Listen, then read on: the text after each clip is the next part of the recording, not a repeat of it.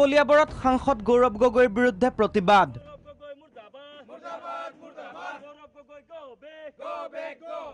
বাগিচাৰ শ্ৰমিকসকলক প্ৰবঞ্চনাৰ অভিযোগ। উন্নয়নৰ নামত শূন্য। বিগত বৰ্ষকেইটাত 5 বাৰকৈ বন্ধ হ'ল চিকনি চাহ বাগিচা। কিন্তু বাগিচাবাসীৰ দুখৰ খবৰ ল'বলৈ আহৰি নহ'ল সাংসদ গৌৰৱ গগৈৰ। সাংসদগৰাকীৰ মুখেই নেদেখিলে চিকনি চাহ বাগিচাৰ ৰাইজে। চাহ বাগিচা প্ৰায় বন্ধ হৈ আছে, কিন্তু এই বন্ধৰ সময়ত আমাৰ ৰাজনৈতিক দলবিলাক কোনো অহা নাই। আমাৰ যিটো স্থানীয় সাংসদ গৌৰৱ গগৈ বন্ধৰ সময়ত একদিনো খবৰ ল'বলৈ অহা নাই। আমাৰ কোনো দলৰ নেতা আজি এই বাগিচাখন এনেকৈ হৈ আছে, কি হৈছে বুলি কোনো দলৰ নেতাই এদিনাখনো আহি এটা খবৰ লোৱা নাই। উদ্যোগ মন্ত্ৰীৰ গৃহ জিলাত কৰ্মচাৰীৰ উচুপনি। 13 বছৰে বন্ধ অসম চিনটেক্স লিমিটেড সূতাকল। চৰকাৰৰ দায়িত্বহীনতাৰ বাবে জহি খহি গৈছে নলবাৰীৰ নাথকুছিৰ সূতাকলটো। মামৰে ধৰিছে কোটিটকীয়া ৰাজহুৱা সম্পত্তিত। দুৰ্ভোগ ভুগিছে উদ্যোগটোত কৰ্মৰত 500 কৰ্মচাৰীয়ে। ঠেলা ৰিক্সা চলাই পৰিয়াল পোহপাল দিবলগীয়া হৈছে কৰ্মচাৰীসকলে। প্ৰতিশ্ৰুতি পালন নকৰাৰ বাবে আগন্তুক নিৰ্বাচনত ভোট বৰ্জনৰ সিদ্ধান্ত কৰ্মচাৰীসকলৰ।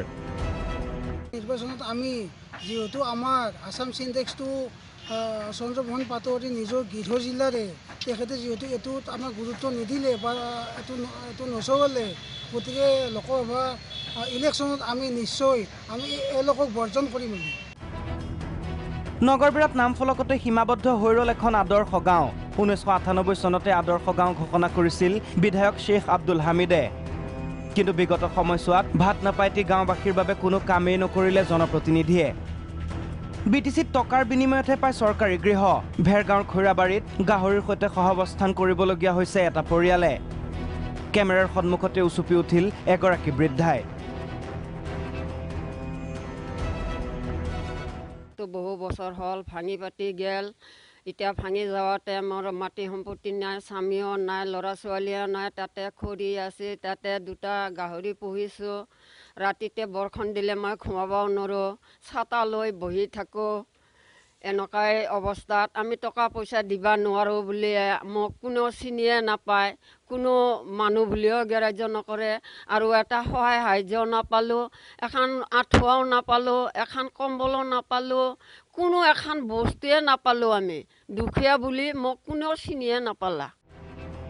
সাংসদ প্ৰদান বৰুৱাৰ সমষ্টিত ওলোটাকৈ ঘূৰিছে উন্নয়নৰ চকৰি। জোনাইৰ শান্তিপুৰ বেৰাচাপৰি সংযোগী বাঁহৰ দলঙৰ জৰাজীৰ্ণ অৱস্থা। ইফালে বছৰ বছৰ ধৰি বানে জুৰুলা কৰি আহিছে বালিচাপৰিবাসীক।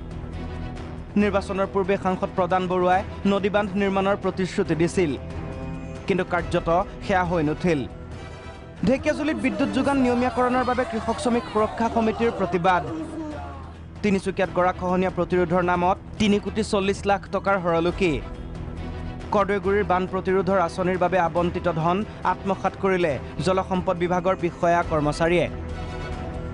Bureau report, Prag news.